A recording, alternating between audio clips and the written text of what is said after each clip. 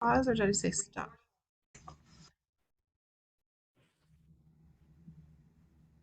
Yeah, so I know you said you're a mom with your children. So I'd love, again, it's an honor to be on here just to hear part of your story. So I'd want you just to share with us, like, what is part of your story and what does that look like? So I don't like to say survivor, but like overcomer of childhood trauma. So mostly childhood trauma for me was a compilation of uh, childhood sexual abuse and emotional Mhm. and physical abuse in there, and a lot of neglect. So yeah, that's predominantly up until I was 15 years old. And at 15 years old, I decided that I was going to be emancipated.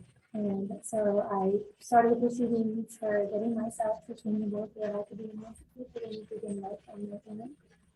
Because I felt like anything was better than what I was coming out of. I knew that there was a better way. I didn't know what that looked like. So when we say we believe in things that we don't see, I was believing in things I didn't see. I did not have, like, I wasn't really church. My grandma did take me to Sunday school occasionally, um, but I really didn't have a foundation. So I really didn't have my identity in Christ, and I decided to go out on my own. Um, so, that led to many other, many other things and vulnerabilities. You know. Okay. Yeah. So I think that has been a journey for you and a lot of different things that happen. And so in your journey, is there one thing that, again, I know you're going to talk about strategies, is there one part of your journey that really took you some time to really process and work through? Definitely, absolutely.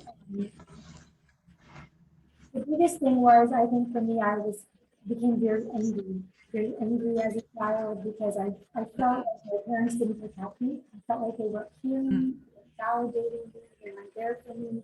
And a lot of times, whether they were realizing it or not, they were actually like perseverating the abuse that I was, being subjected to. So I not having a voice in my elementary years, and so when I became a teenager, I was very angry. I loved being depressed and even suicidal tendencies and thoughts like, and it took a long time for me to really get over the anger part. hmm It was just like I just felt so unloved by my parents. Very hard. Yeah. Yeah, and I think, and that anger can be, interesting, right? Because it is, you're trying to process everything that was happening and then not feeling like you were heard or like even the value. And so, um, if there are like people that are younger trying to figure out some of that, what were some, and I guess like in terms of the anger and not feeling like you were heard, what were some of the ways that you were able to really go like process some of that anger? But I used to like, I still do to this day. I absolutely love nature. Like I feel so grounded in spirit when I'm outside and like just so connected. And so I would take walks, even I'm a small child, and I would go into the woods, into the wilderness, or like I loved to be outdoors. I enjoyed the sounds of the birds and animals. So for as a small child, I took every opportunity I could just to be in nature. And as I became an adolescent, I started like drawing and writing and just like I utilized my voice in the creative arts more and like in Mhm. drawing, stuff like that. And so I just pursued things like that. And it's, but I look back on that now, it's like the arts is such a huge part of therapy now, and like back Mhm. then Yeah.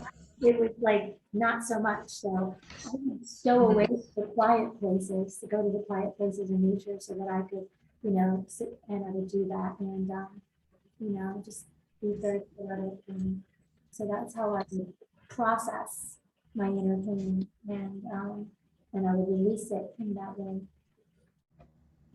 Yeah, and that's great. The art therapy and different forms of that are helpful because it really helps us express what we might not be able to use in words, especially when there's like young children or adolescents and it's just all too much. So I think in terms of your journey, Randy, with using a creative outlet to allow your brain to really decompress some of the things that happened is one way to help support with anger. And even as you release that, be able to have that more with, thinking about positive things or things that you might have like lost like hope for as you shift in your art therapy. So I think that's a great example.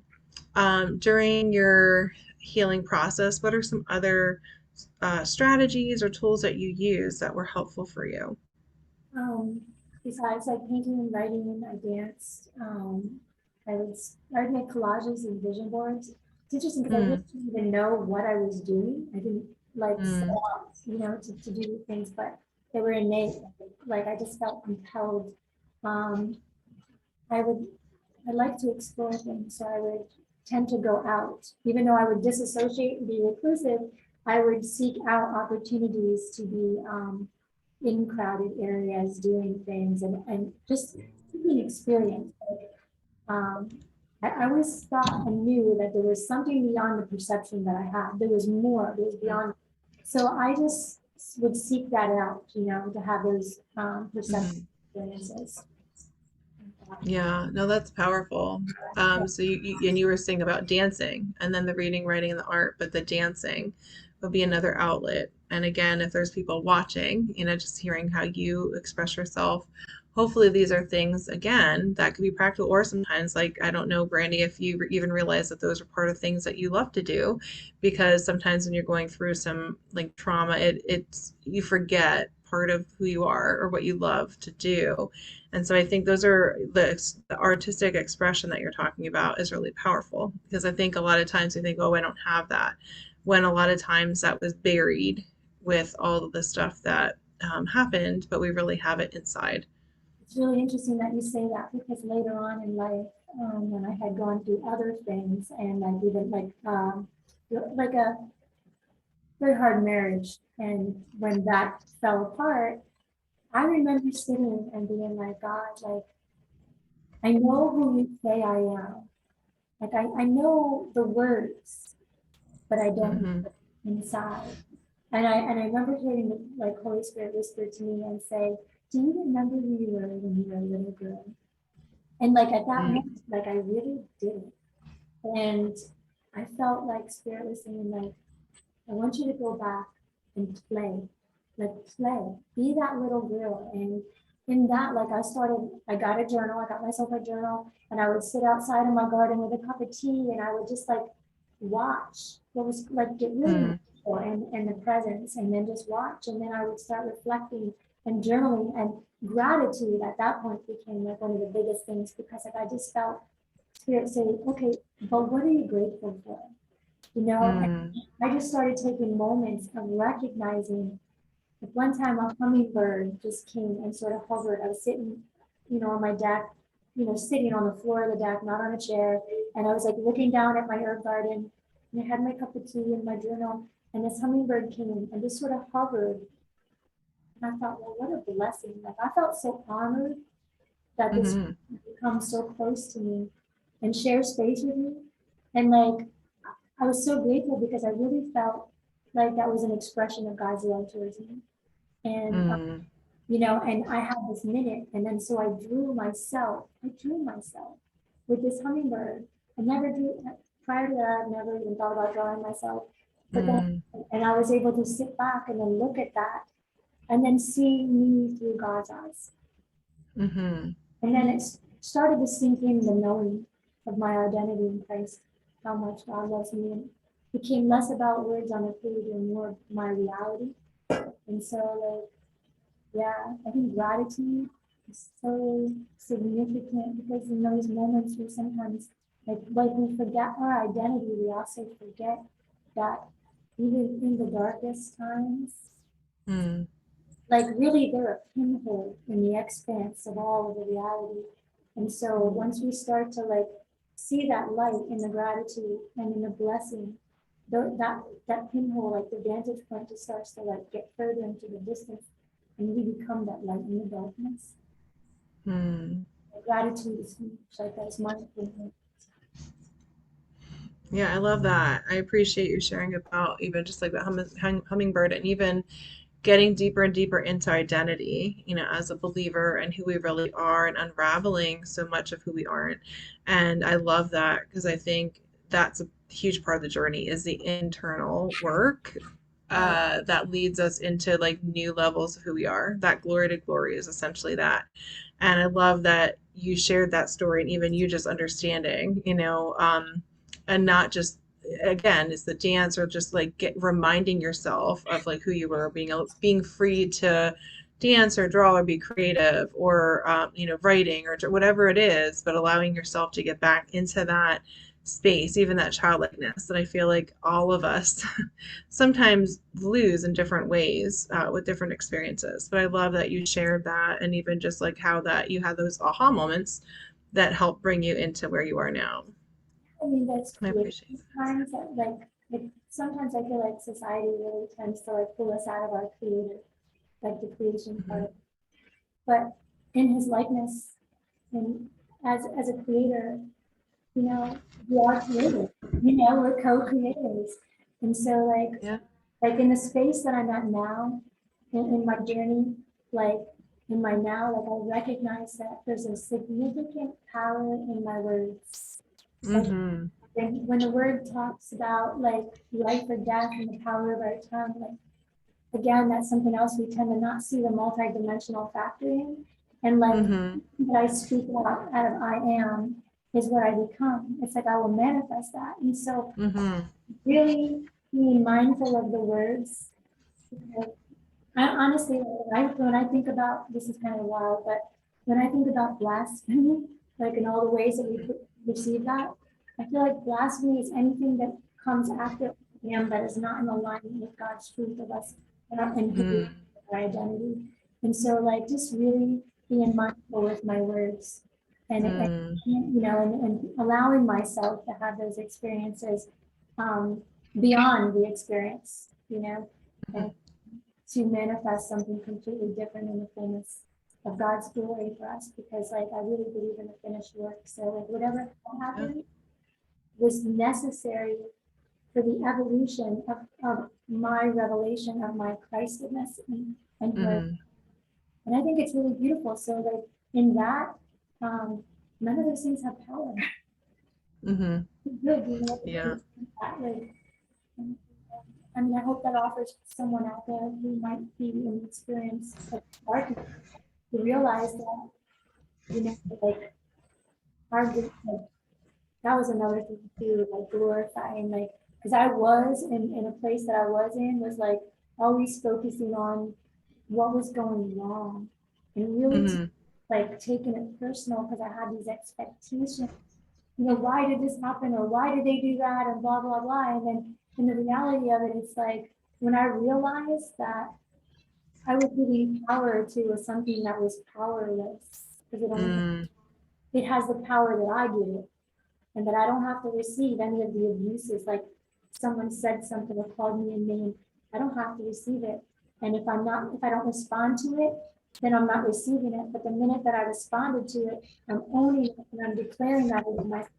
So it was like this huge paradigm shift of my mind and my heart to just Mm-hmm. bring another line and to to keep centered and a lot of it. Another big huge thing is rest, and it's so contrary. Mm-hmm. Part of my healing, and like from the get go, was get busy, get busy, get busy, get busy, do, Mm-hmm. and then and that's all great and dandy because it serves its purpose to get me through something, but also at the same time, it's like rest Mm-hmm. is the greater work, like because if you can rest and know there's so much that you can do. Yeah. And that's important. So I love how you talked about, the rest and learning like the ease and flow. And I think even, yes, like from society where there is like, a lot of performance and a lot of going, but even with it, though, rest, like when you're actually knowing who you are and your identity, knowing who you are flows into what you do. Mhm. So, like for resting, sometimes I think we're like, okay, I just have to lay. And there is, like with healing, there's times where like you're resting more, but there's a flow to it. So it's just that whatever you're doing, you know who you are. So then when you're doing things, it's just different. You're not doing things to know who you are. You're knowing who you are as you Exactly. flow into what you do. You know, Yeah. it's opposite.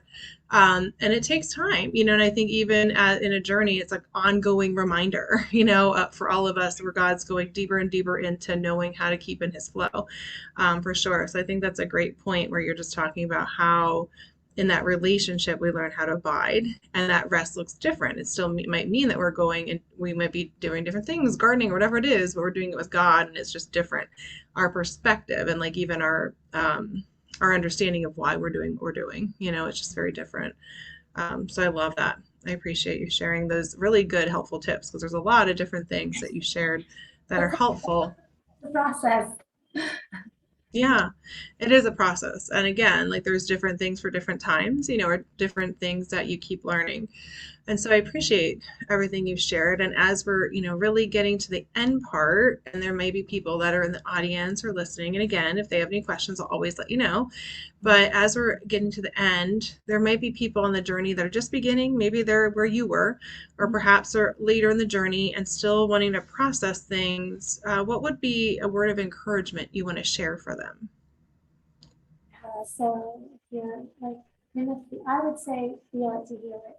I mean, I feel like a lot of times, like, we're encouraged to express how we feel, but at the same time, like, don't. So I Mhm. like give yourself like that space, give yourself the permission to release something and to like, you know, feel it, go through it, and then, release it and let it go. Um, don't carry it with you. It doesn't define you as a person because I think that was really hard for me. For a long time, I lived, this happened to me and that's who I am. And in my mind, I thought that that's what everyone was going to see. And nobody really Mhm. me. So a lot of it. So I would say that support system is huge. I mean, like people that you feel safe with, um, and who know you and can see the finished works because that helps. Mhm. If you can't see it, it's nice to have someone pouring into you. And I didn't have family, so I had to seek out for that. So if you have to seek out, Mhm. okay. And I think education is huge too, right? Because a lot of times you know stuff, but then you don't trust what you know. And Yeah. the voices that have been poured into you that have been hurtful to start like oppressing your truth. And I think like sometimes education can help because it starts confirming and affirming what you know. And Yeah. it with some of that stuff, so that you get more confident in, and who you really are. So whatever that looks like, and definitely find your little girl or little boy or your inner child or whatever. And just play. Yeah. That's great. Now, encouraging people to, yeah, I like that you just, you know, like in just starting simply, but allowing people to have permission, I think, to even start, as you talked about, and, you know, really just allowing them get to that inner child, in which sometimes we don't even realize how, but it is like step by step. And like you said, getting education. If they're not sure, maybe they're not confident yet, but having the education, having the right supports, getting some wise counsel, is really important. And sometimes making sure that it's a good fit, because sometimes we have different people that could be counseled, but making sure they have trauma informed understanding, or they're, you know, they have the background to be able to support you. And like you said, it's about what happened to us, not what's wrong with us. There's a lot of things that happen, but really what happened to us and how we can shift as we continue to move forward and as we continue to evolve into who we really are truly meant to be without all those responses from trauma. Yeah. So, I think yeah, myself, like I remember I had to forgive myself for a lot too. yeah, yeah. There's a lot, because you're undoing and unlearning a lot. Yeah. So, yeah. Well, thank you so much, Brandy. So, those of you in the audience, if you do have questions for Brandy, please write a question. And certainly, this is our episode of Traumaplicity Talk Show. Every Wednesday, it happens on our Amanda Hellman author and speaker page. And certainly, would love to have your feedback. Again, thank you all. Have a great week. Know that you're loved and you matter. And stay tuned for the next week. All right. Thank you, Brandy. Thank you, everybody.